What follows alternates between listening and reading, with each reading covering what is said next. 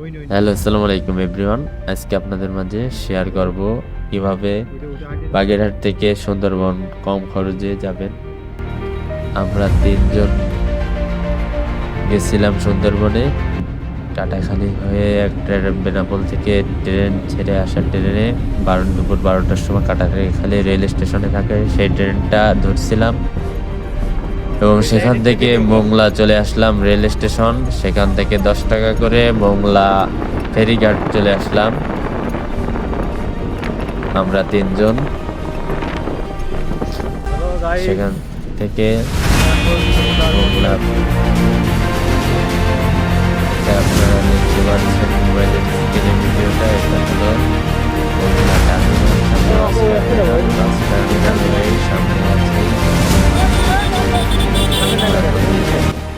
ফেরিঘাট।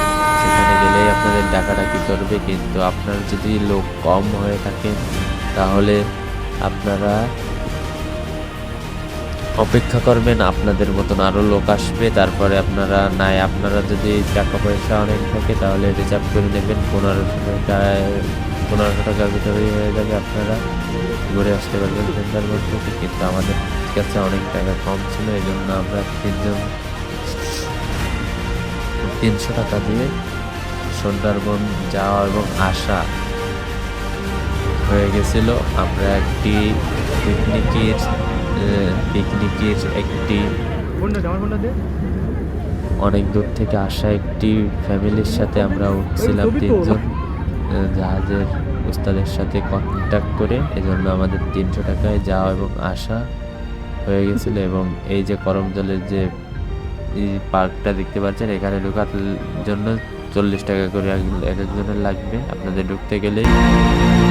আর এখানে দেখবেন আটকানো কিছু মরা অবস্থায় কুমির আছে, আর সাইডে 2-1টা হরিণ আছে। কিন্তু আমরা তেমন ভাবে ঘুরতে না পারাই, কারণ আমরা যাদের সাথে আসছিলাম তাদের সময় খুবই কম, তারা আসছিল অনেক দূর থেকে, এজন্য তারা অল্প সময় ঘুরে চলে যাচ্ছিল। এজন্য আমরা আমাদের লঞ্চটা মিস করবো, এজন্য আমরা তাড়াতাড়ি চলে যেতে হয়েছে।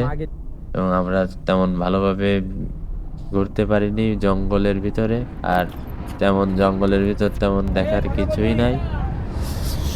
সেখান থেকে আমরা তাড়াতাড়ি করে চলে আসলাম আমাদের লঞ্চে। সবাই উঠে পড়েছে, আমরাও উঠে পড়লাম এবং প্রিয় উস্তাদের কাছ থেকেই পরামর্শ করে আমরা খুবই কম খরচে ঘুরতে পেরেছি। অবশেষে যাওয়ার পথে দেখতে পাচ্ছেন আমরা যে লঞ্চে গেছিলাম সেখানে প্রায় 150 জনের মতন যাত্রী।